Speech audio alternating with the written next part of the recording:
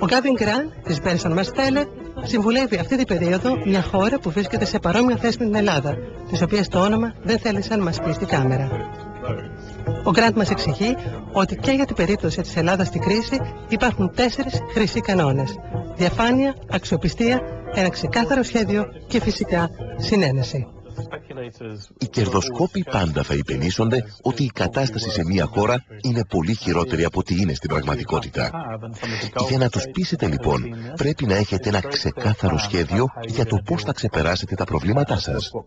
Και βέβαια, τα τραγικά γεγονότα που είδαμε στις οθόνες μας να συμβαίνουν το Μάιο στην Ελλάδα δεν φανερώνουν κανενός είδους συνένεση. Το αντίθετο μάλλον. Η σύγκρουση είναι κάτι κακό που δεν θέλεις να μπλεχτεί με τους 4 χρυσούς κανόνες σου. Και ειδικά αν είναι βία, γιατί τότε βλάπτει σοβαρά την εικόνα της χώρας. Do you think that Greece can reestablish its image? Θα χρειαστεί σκληρή δουλειά για να τα καταφέρει και πρέπει οπωσδήποτε να ξεκινήσει από τους ίδιους τους πολίτες. Είμαι σίγουρος ότι οι Έλληνες σοκαρίστηκαν βαθιά όταν είδαν ότι η χώρα τους, πανέμορφη, πολιτισμένη, το λίκνο του πολιτισμού στην Ευρώπη, πατρίδα του Αριστοτέλη και του Σοκράτη, είναι η χώρα στην οποία καίγονται άνθρωποι ζωντανοί επειδή δουλεύουν σε μια τράπεζα.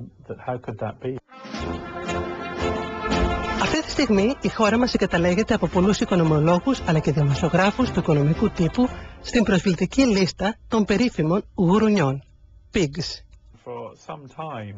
Εδώ και καιρό γίνεται συζήτηση για τις λεγόμενες χώρες pigs.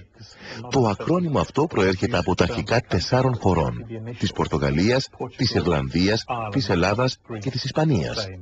Pigs, τα γουρούνια. Και το ερώτημα που απασχολεί είναι ποια θα αποδειχθεί η πιο ευάλωτη σε μία επίθεση των κερδοσκόπων. Αν εκείνοι μας λένε pigs, εμείς δεν απαντάμε δεν είμαστε pigs. Την κατηγορία του είσαι διεφθαρμένος δεν μπορείς να την απαντήσεις με το όχι δεν είμαι διεφθαρμένος.